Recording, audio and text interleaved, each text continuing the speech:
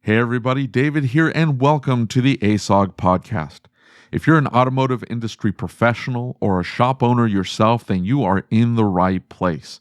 This is a podcast created by shop owners, for shop owners, and anyone looking to peek into the mind of the everyday repair shop owner. During our conversations, we try to avoid the highlight reels and have frank conversations about the struggles and challenges we have every single day and what we're trying to do about it. In this episode, you are in for a treat as we're joined by Jim Cokonis, a senior curriculum developer at Carquest Technical Institute. We discuss some of the principles behind Six Sigma and the Toyota Way. These are methodologies that allow you to dissect problems at hand, find solutions using the talent of those around you, as well as ensure that there is continuous improvement to prevent future issues. These principles can be applied to everything from diagnosing a vehicle to even diagnosing your own business. Folks, I was literally taking notes as Jim was speaking. That's how beneficial I found this conversation, and I'm sure you will as well. If you haven't already, make sure that you're subscribed to the podcast on your favorite podcast listening app. We're on every single one. If you're catching us on YouTube, please make sure that you subscribe to the channel. We're going to be uploading a ton of new content to the channel, and we don't want you to miss it. While you're subscribing to the channel, make sure that you like this video. It'll let others know about the work we're trying to do on the ASOG podcast. Lastly, make sure you head on over to asog.site. That's ASOG.site. We have a few blog posts up, a place to ask questions of our experts we're trying to have on during our monthly Ask Me Anything events. And you can also support our efforts by clicking on the Become a Patron Now button. All proceeds go to funding ASOG, a 501c3 educational charity, so your contribution is tax deductible. Now, with all that out of the way, here we go.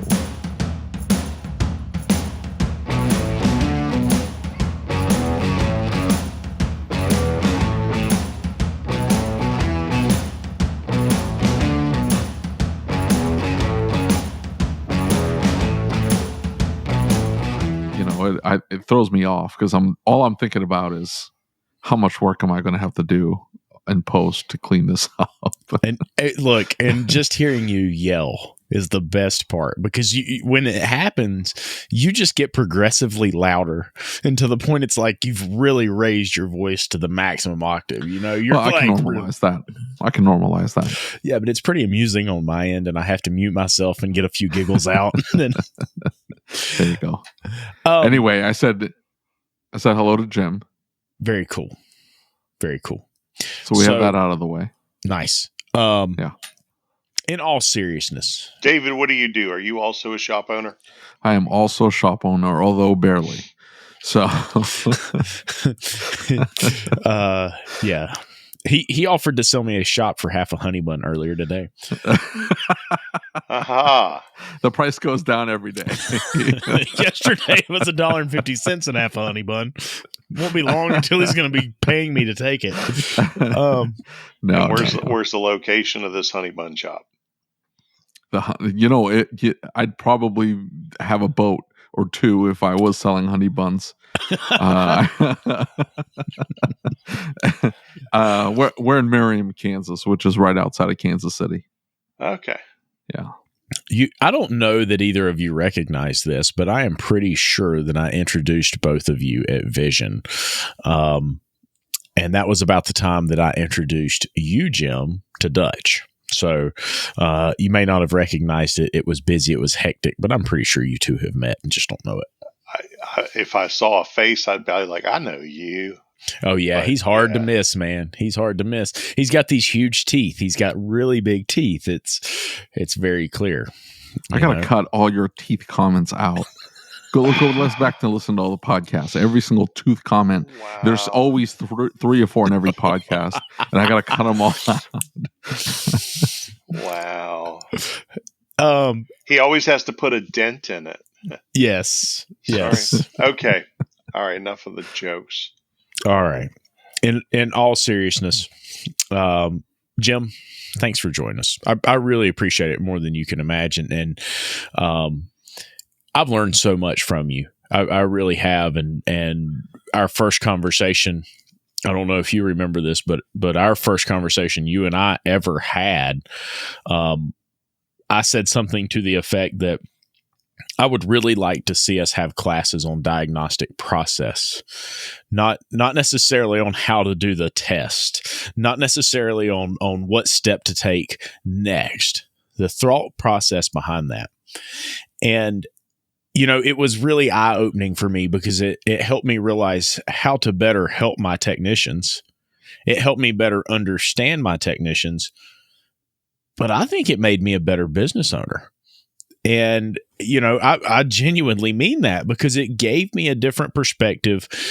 And I was hoping to get you to share a little bit of that thought process that you shared with us that day in the podcast. Yeah, I do recall that day. And I think the conversation, I can remember some distinct comments I've made over the years, and whether we specifically got into this or not, I can't tell you how many times I've perused the list of classes at a big training event, and I look at something going, hey, this looks like somebody's take on this topic. And I really want to go see what their view of the diagnostic process is. And I have to say that invariably I'll go sit in a class and it becomes more of a look what I did, not why I did it. Yes. Or look at this thing I came up with, not how did I come up with this thing. Yes. And that's what started me thinking differently. And it started for me years ago. There was I'm not going to mention his name right now. I may in the future, but for right now, I'm just going to say there was a gentleman who I got to know personally that was on one of the management forums back in the IATN days. And he would talk about the types of processes that he had in his shop. And people would be like, well, what do you do? And he's like, well, I don't want to tell you what I do because what we do in our shop may not be right for your shop. And that made my ears perk up. Right.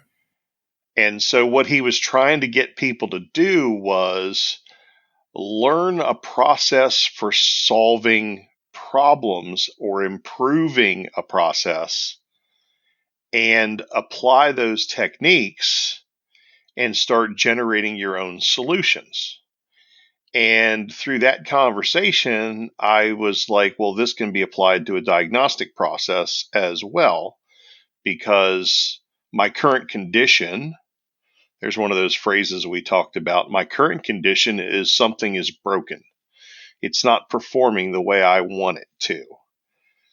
The condition I'm shooting for is for it to be performing as optimally as I can get it. How I'm going to get from position A to position B is unknown.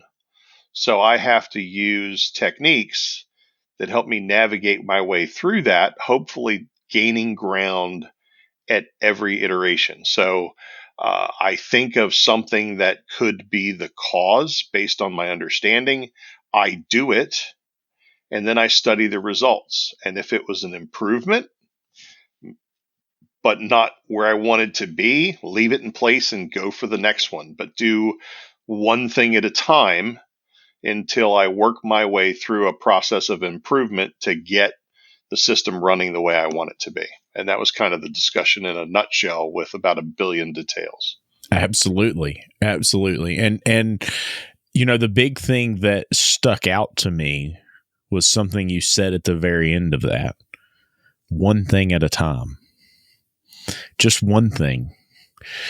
Because if we change everything, if we jump at 50 different things at once, we change the whole dynamic. And when I was actually in the bays working on cars, and I still have to go to my guys and say, hey, listen, I understand it's really easy to reach down and unplug that connector to look and see if there's any corrosion in it. Please don't do that. Please wait. Let's do some testing first, because you might change it and we might get rid of the problem and we don't know if we fixed it or not. And so that was really eye-opening for me. And, I began in that process. I think it was during that we talked a lot about reasoning, right? The deductive reasoning.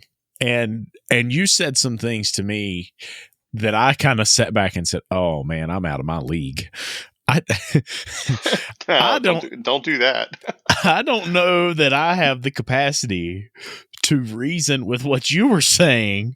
And when we began to talk about some of these things and your perspective, I realized so much of what you're talking about in the diagnostic process, of what you're talking about is issues with the technicians in the shops, can really come back to the owner and technician communication barriers at times.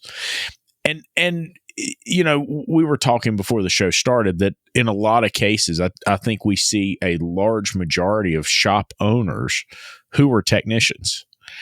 And so we sit back and we put the technician in a bay and we say, okay, I would do it this way. I would do this. I would do that. And we taint their learning ability. We had a guest on last night doing an AMA, and we were talking about the fact that all too often we'll jump on them and say, hey, why didn't you do it this way? Why did you do it that way? And we prevent them from being willing to take chances and try it on their own and learn for themselves. And that's really how we learn, right? As we make that mistake and we say, oh man, I shouldn't have done that. So I'm going to throw some things at you that I have started exploring since we spoke about this. Now, for everybody that's not familiar, the gentleman that I was referring to was a student of Dr. Edwards Deming and the whole continual improvement, some of the roots of the Toyota way and the continual improvement process. And he's the one who came up with the plan, do, check, and adjust. Or there's different words that are used for the letters, but the basis of it is have a plan. And when we think about diagnosing something, we really should have a plan.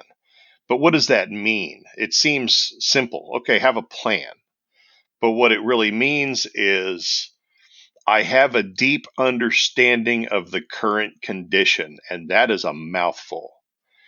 And what that means is I understand how it works. I understand what the components are.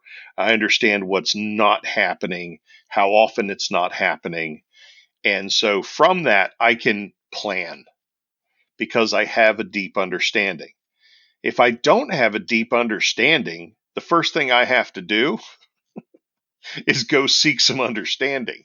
And Yes. that will mean for the technician, getting into service information, looking up known goods, looking up specs, looking up data, pulling information from the vehicle with a scan tool. That will get me more information with which to plan. But if you think about what I just did, after you plan, you have to do something, do one thing. So if I understand I'm lacking in planning, I don't have enough information, what am I going to do? I'm going to go get information. Once I get the information, I'm going to study it and go, what did I just learn here? And hopefully I have learned something, and I can now put that new knowledge back into my planning environment. Well, now that I know this, what's the next thing I need to know? What's the next thing I need to do? And so it's a repetitive cycle. And so for those who aren't familiar, you have a plan, you ask a question that leads you to do one thing. You do that one thing, you study the results of it. What does it mean? What did I learn? We've all seen that tech that goes to step 7 in the flow chart and says, take your digital volt ohm meter and measure at this point. and the reading should be between here and there. And if it is, go to this step, and if it's not, go to that step. And you'll watch a tech do that, and you'll go, okay, stop for a minute. What did that result mean? Yep. Well, I don't know. I'm supposed to go to step X. Exactly. They don't understand what it meant because they don't have a deep understanding of what they're working on yet. If they knew what they were working on, they would be able to ask those questions without the chart. Yes. But the chart is a training tool. Okay? So that's where I'm trying to marry together PDCA, plan, do, check, and adjust, or ACT, and what we do as technicians or what we do as business owners. So I'm getting the wrong type of car. Is it my advertising? Is it my area? Is it, am I planning on working on Teslas and there aren't 3 Teslas in 1,000 square miles? I may have to change my plan. But all that stuff is valid. But then when we start talking about teams, Lucas, I'm going to tell you one of the best books I read when it comes to dealing in a team. It was a book that was written as a fictional company, and the company trying to work its way through developing a team that works together. Mm-hmm. It's called The 5 Dysfunctions of a Team. And it talks about how difficult it can be to build a team. Right. But then there's something else that we've been talking about internally within the group I work with. And you can call it all kinds of different things, but one of them is called the Blue Angel Protocol. And I'm going to give you just a overview and a thought process here, because I think when we talk about shops and communication, we've talked about, how well does the front of the shop communicate with the back of the shop? Does everybody work together to take care of the customer? And I guess the reading that I've started doing, and I was talking with Anthony Williams about this too, is the Blue Angels, they kind of have a process, and this is very prevalent in the military. When a mission gets briefed, mm-hmm. everybody has to trust the information. So the people responsible for putting the information together, they carry that. They own that.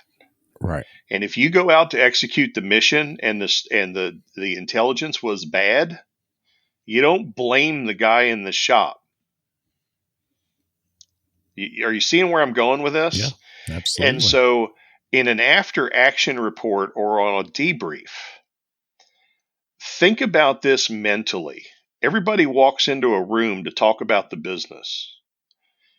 Your rank and your insignia and all that stuff come off your uniform and they go in the middle of the table. Absolutely. Okay? And so when we're talking about what went right and what went wrong, it has nothing to do with what your rank is. So I don't care if you're the owner, the major investor, the tech, or the wash boy. In that room, nobody has a rank. Right. Think about the spirited conversations that could be had there. Right. Right. And their opinions matter. Their opinions are valid. Right. And that, we talk all the time about perspective, and I think perspective is so important because, one of the things that I found myself when I began to work on my business, right? So when all this started, I was the technician and I was the service writer and I was all of those things, and I was in the thick of it. Right. I had very, very little perspective of what was going on. Now I could fix the cars. Right. But fixing the cars was only one small part of the business. And, we talk all the time. You've heard me say in this episode already 3 or 4 times that so many of these guys who come in and they start a shop, it was really because their last boss didn't treat them well, or this went wrong, or that went wrong, whatever it was. Instead of working for somebody else, they want to be a shop owner. Right. And I get that. I understand it. That's how I got where I am. But the point is that I never understood that the job of owning a shop and managing a shop is not the same job as fixing cars. Right? So we have to learn a new skill set. We have to develop some perspective. We have to see this from other people's perspective. But for some reason, when we become business owners, now all of a sudden we forget all that perspective we had as a technician. And we're just running like a chicken with our head cut off. We're running through the middle of the fire, trying to put every fire out. And we never slow down to follow that process. Right? And the same diagnostic process that we use for fixing cars in many, many ways can be applied to fixing our business. So I think this is more than a valid topic for management of auto repair shops. And I don't think the diagnostician, though, looks at it that way. I mean, I think it just comes naturally. It's second nature for them to, assess the problem and then come up with a plan and then move forward. Yeah. So when they move into the shop ownership and now they're faced with issues, problems, instead of diagnosing it like they would a vehicle, if they look at it like it's a different situation, it's a different problem, even though fundamentally, like you're saying, Jim, it needs to be broken down the same way. And if you can break it down or be systematic about it, you'll be better equipped to handle fixing the problems. I think, David, that's a spot on assessment of the reality of what happens. And I think it comes from, we don't have the words or the knowledge to ask the right questions because we really don't understand the business yet. And unfortunately, sometimes questions will be given to you and it's like, just watch these things and your shop will do great. If you want it to run like every other shop that's losing techs, that might be true. Right. And I don't mean that to come across harsh, but what was Einstein's, one of his sayings was, we can't fix today's problems with the same thinking that created them. Amen. And when we hear so many people facing the same challenges, we obviously have an opportunity to improve the types of questions we're asking. That's all I'm trying to say here. I think that is a very huge point, right? And I that was the whole intent of having you on the podcast. And before we started recording, you said, it's okay to not know. And the key is to go find the information. Don't pretend you know. You don't have to be Billy Badass. You don't have to have all of the answers. You have to be willing to go and get the answers. You can't just sit here and say, well, I already know that, whether you do or not, because, you end up looking like a giant jackass. Don't ask me how I know. So, to your point about losing techs, though, I think some shops don't care. So they see a tech as a commodity, a means to an end. And they can always just go find another technician. And so the shortage is not an issue to them because they have the mindset that there are techs out there. And I think there are. I think there are techs out there. Are we seeing a heavy influx of new technicians? No. And is that going to mean that some shops are going to run without technicians, just the owner doing all the work by themselves? Yeah, that's exactly what it means. And you're just going to see a lot of churn in some of the higher volume establishments. But I think a lot of shops don't care. I remember having a conversation with one shop owner, and we were talking about customer relationships. And, I was trying to explain transactional versus a relationship type business. And we were having this conversation, and he stops and goes, I'm going to be honest with you. I don't care about any of that. I just want to make money. I want to have money in the bank, and I want to go on vacations, and that's all I care about.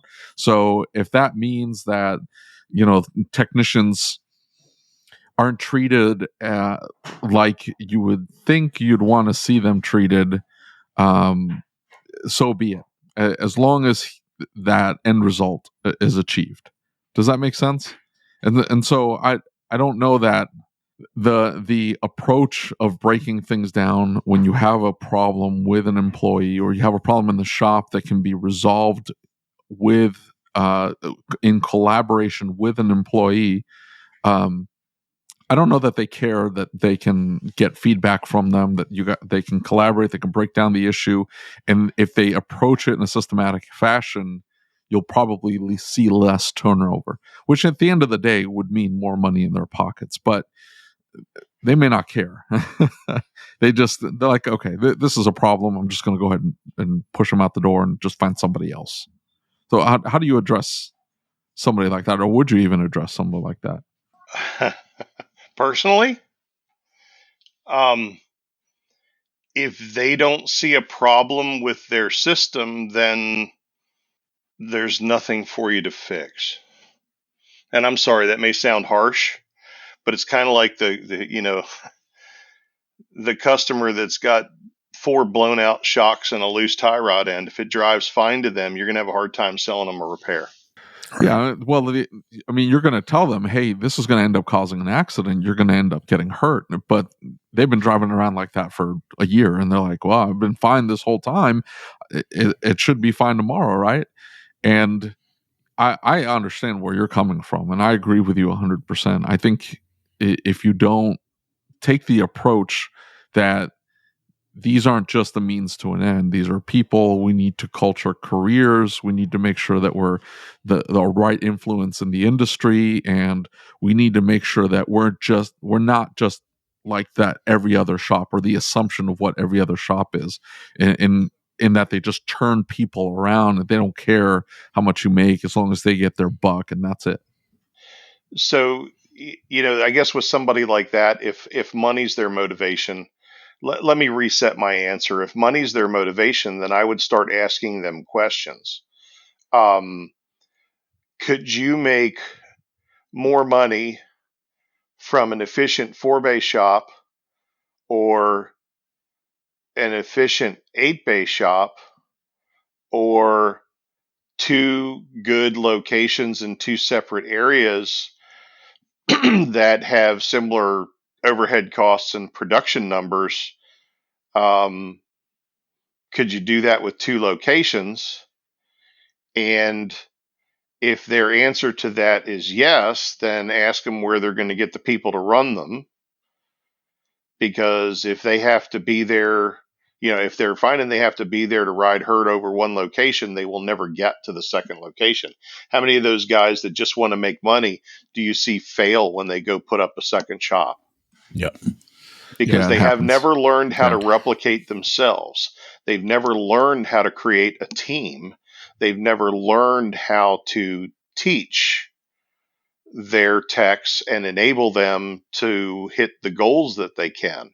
And so I guess this kind of comes from the instructor part of me, and this is part of what Lucas and I were talking about before we started really recording, was it's okay not to have the answer.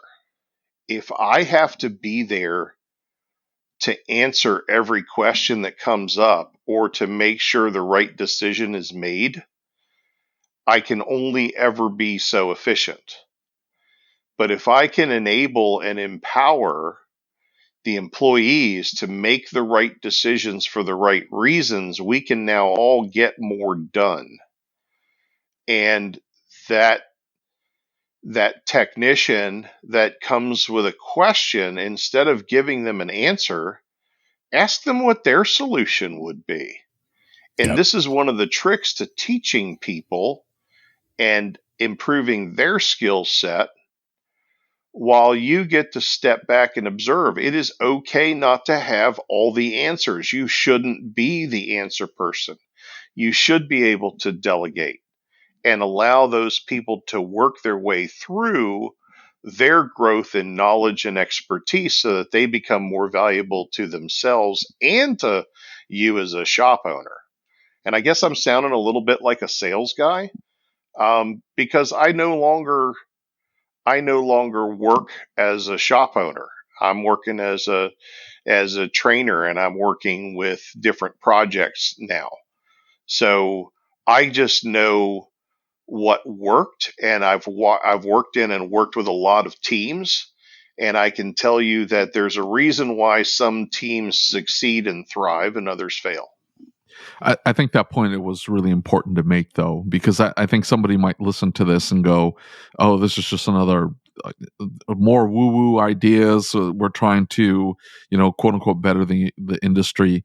When at the end of the day, this type of approach isn't necessarily talking about taking an unexperienced technician and growing them into a more experienced technician or a more productive technician.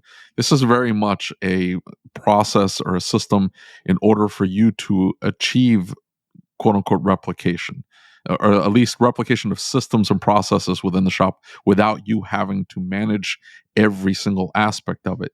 You allow your people and their talents to influence and better the team as a whole. And for those shop owners that they just want the boat, right? They just want the nice car, and that's it. That's all they care about. This is what they should be implementing in their shops. They should be looking at Deving's work, and they should be implementing these type of systems into their shop, or at least the approach to building systems. Because I think that's what made this fascinating when Lucas was telling me about what you teach and the approach you take. Because it's not even the system. Everybody wants the system. Just like you were saying, they're asking, well, what do you do in your shop? And you say, whoa. What I do in my shop works at my shop, but may not work at your shop. You need to look at it and figure out what's going to work in your shop. That's what we're talking about here. That base core fundamental aspect of it. This is what you build everything off. This is what will allow you to build the system. And this should absolutely blow everybody's mind, because this is the secret sauce. It's the key. How does every franchise turn into a franchise? They figured out how to build systems, and you should be able to do this in your one location with your 4 employees, just like they've done it over several locations and hundreds of employees. It should be no different. Let's figure out how to build a system that allows everybody to flourish. Step 1, and this is what you're talking about. And just to add to that, here's a lesson that even Toyota learned. Toyota got enamored with the reputation that they had and their processes. And this is my understanding. I'm not trying to say I'm an expert on Toyota and their history and everything else, but Toyota went through a period where they were like, "Hey, we're going to be the biggest car maker in the world." And so part of them went seeking that, and it hurt them. Why? Because Toyota's way of doing growth before that episode was they would make sure they had enough people to go in to a new location and set the culture. So they would flood the place with experienced, trained people who understood the cultures and the processes. And then they would train themselves out of their job and move to the next location. They tried to do it in a shortcut way where they didn't invest the time and the effort to create those processes and those cultures that you're talking about. And then what happened was they got way more deviation and instability in the processes, and it didn't stick. And so there's a lesson in that too. Don't try and shortcut it. Take the time, ask the questions, be methodical, and make sure it's solid and stable before you walk away from it. Well, you bring up something that's a little bit of a personal thing for me. And the reason being is because I have tried on multiple occasions to fill the advisor position. And the advisor position in my shop is it can be tough, right? Because I have a very specific way that we handle our customers. I really care about our clients. They're very important to me, and the quality of the service that they get is something that I built this business on. Our reputation is built on that. And I grew up in a family business that served customers. That was the whole intent. And, time and time again, I've tried to put somebody in that position. And many of you know I've got a shop coach, and he's told me over and over and over again, and I never want to hear it. I mean, when he tells me, it makes me feel sick at my stomach. You've got to stop, and you have got to spend time with them. You've got to spend 6 to 8 weeks if you want them to do the job that you expect them to do on that front counter.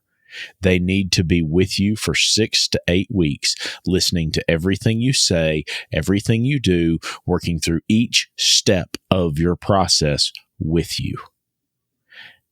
I hate that process. I'm not going to lie. And the real reason for me is because for so many years, I didn't know how to do it. I just did it. Right. And I thought that was it. But the reality is I was giving myself excuses every time I made a mistake. If something went wrong, I would say, yeah, but this happened because of this, and this is okay because of this. Yet I would put somebody on that front counter, and I was unwilling to give them the same leeway I would give myself. So we talk about, and one of the things we hear in ASOG sometimes is the Hold on. I want to make sure that everybody gets that point, though. That you were talking about mistakes. The mistakes are part of the process.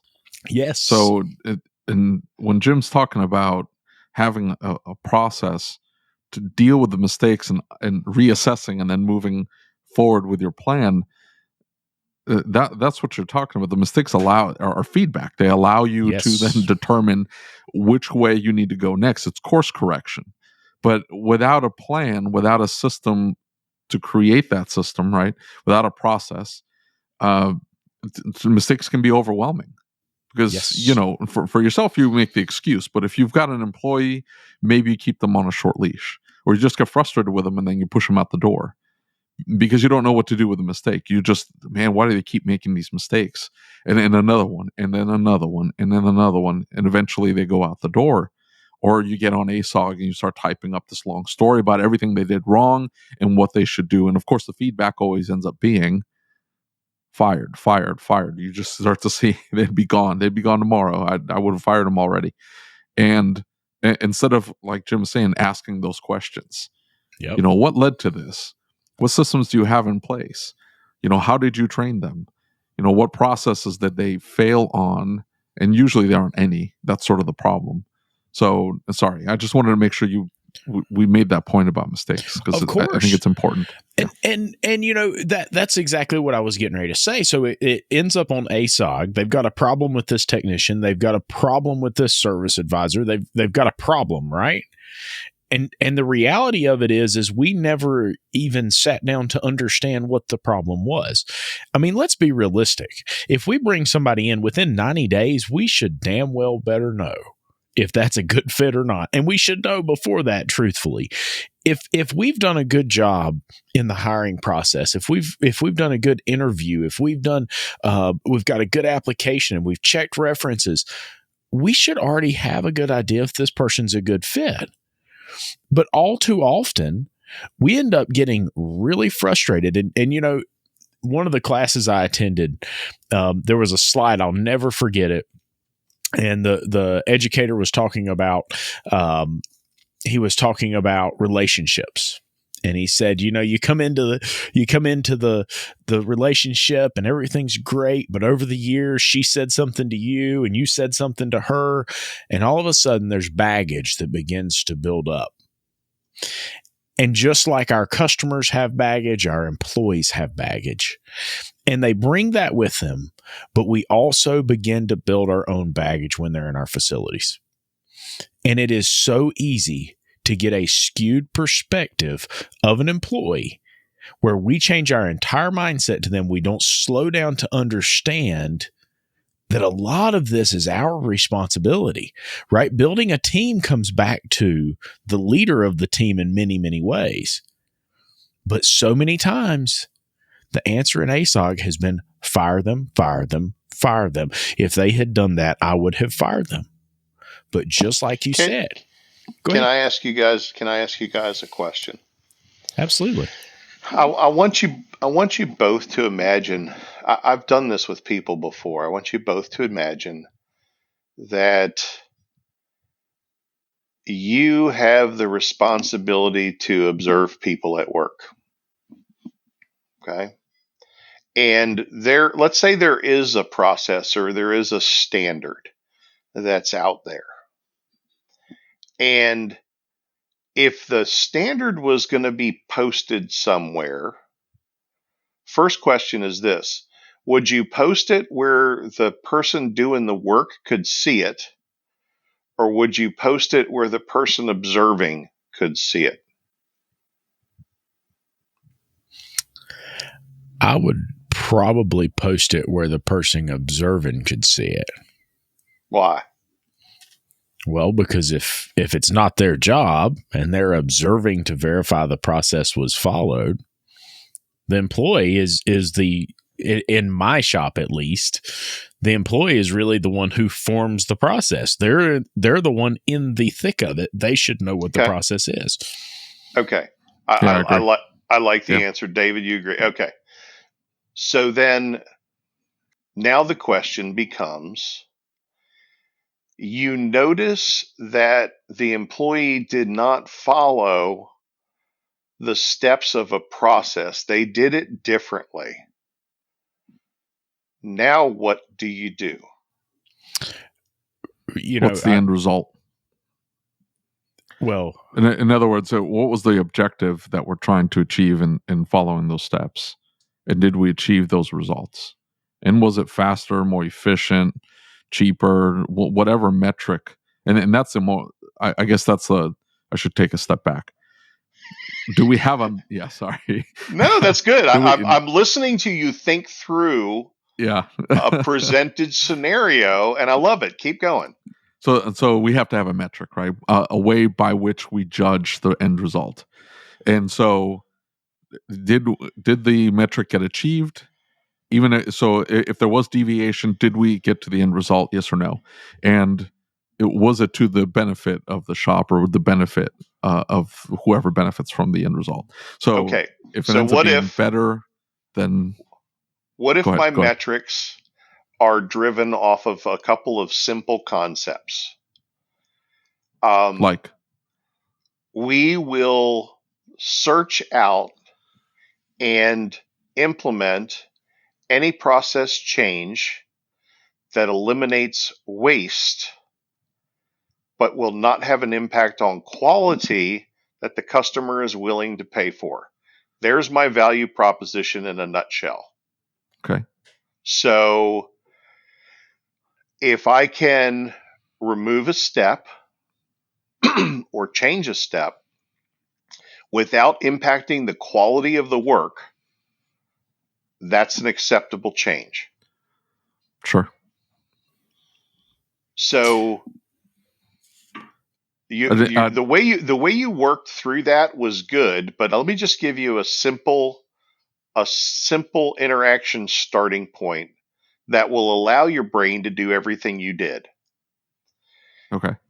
The right management style that I was taught for that observation would be to actually address the person in that position and say, I noticed that you did something different from the standard work process in this area. Can you help me understand why you did it that way? Mm-hmm. It's neutral. You didn't say you did that with your right hand, you're supposed to do it with your left hand, or you didn't follow the process. You said, I noticed you did something different. Help me understand why. Well, and that gives them the opportunity to sell you. They may have found an improvement and you want to get that and get it to everybody. Or when you walk away and study it, you find out, well, we've done that before and we have found that Yeah. it increases the likelihood of a defect. So, like, let me just give you one example. In my shop, if I was replacing hydraulics, anything with fresh new rubber components inside of it, like wheel cylinders, calipers, anything like that, I learned through study and through observation and through teardown that a lot of defective hydraulic components were caused by contaminated fluid flushed through it after it was installed. Mm-hmm. So, if I was putting calipers on, I would get all the old fluid out first, install the new calipers, and bleed them out. Yep. And I worked with one shop who actually did a study and noticed that no matter where they got their hydraulics from, their defective component rate dropped 85%. Isn't that awesome? Sold me. Awesome? Yep. Sold me. That's a change in process that reduced defects. Okay, so it's things like that. And you're looking for them, and that methodology with your team, it actually encourages them to look for that and to share it with you and to understand what you're looking for and never judge wrong. And I worked with managers. Let me give you another example. I worked with managers, and there was a cosmetic process where we're cleaning up body panels on a vehicle, and there's a way to do it and minimize swirl. And if you're not in a body shop, the way that they minimize swirl is they make sure they use a crosshatch pattern. So if I have a panel, I'm going to go up and down across the panel, and then I'm going to go side to side from top to bottom on the panel, and I'm going to make sure that I crisscross that thing in 90-degree offsets evenly across the panel. And so some managers who don't understand what they were managing, I say, okay, you walk up and the person goes right to left before they go up and down. And your process says they're supposed to go up and down before they go right to left. What would you say? And I had managers that would go, well, I would explain to them that they're doing the process incorrectly and they need to follow the standard work. What did they just tell their team? Don't think for yourself. And they don't understand what your job is. Because I don't care if the crosshatch pattern is put on at 245s that end up at 290s. The end result, the questions you were asking, David, Yeah. the questions you were asking would have made you slow down and go, he's not getting swirls, and he's putting a crosshatch pattern on, and he's not burning paint. What do I have to complain about here? Was the objective realized? Did it take any more time? Did he waste product? All those questions you were asking were spot on. And I think if people listen to this podcast, that thought process that you just went through when I just asked a crazy question that was off the cuff, that's the diagnostic mindset. That's the problem-solving mindset. I think it's cool. Absolutely. And you know, I think the whole thing about that, right? And I think it's, again, I'm going to go back to the chicken with its head cut off in the middle of the fire. Seek first to understand. Don't come to a conclusion until you understand what you're talking about. It's the same as going out to a car. We're not going to name the technician who did this week. You can take that out, David. I swear to God. It's the same as going to a car and saying it needs a fuel pump because it doesn't have fuel pressure. Did anybody look to see if it had gas in it? Right? That's bitten all of us. But my point is seek first to understand. Don't immediately take action. Slow down a little bit. Understand why they did what they did. And I think that is something that's kind of been my motto this year, and it's going to be my motto going into next year, because I am so bad for getting wound, tight, and I've got all these things going on. Things are going wrong, and instead of understanding, instead of digging into that and figuring out what went wrong, what went right, I react. And sometimes the reaction is worse than the problem in the first place, or it causes worse problems than I had in the first place. But when you're in the thick of it, you've got to remember to slow down and think about it first. I think that's probably the best advice any of us can have. It'll get us in trouble as technicians trying to diagnose a car because we'll jump to a conclusion or head the wrong direction. I think that's great. Well, I hope you enjoyed this episode of the ASOG podcast. For our all access patrons, we will have the second half of our conversation with Jim on our Patreon page. It was absolutely fascinating. I hope you don't miss it. To become a patron yourself, head on over to our website, asog.site, and click on Become a Patron Now button. If you're listening to this on Apple Podcasts, leave us a review. It helps spread the word. Don't forget to subscribe to the YouTube channel and to hit that like button. The like button has stolen a single sock of every pair Lucas owns, and he says they will not be returned until you like this video. So help him out. As always, if you have any questions, comments, or concerns, or if you'd like to be a guest on the podcast, or if you have any topic suggestions, please reach out to me via email. My email address is david@asog.site. That's DAVID@asog.site. Until next time.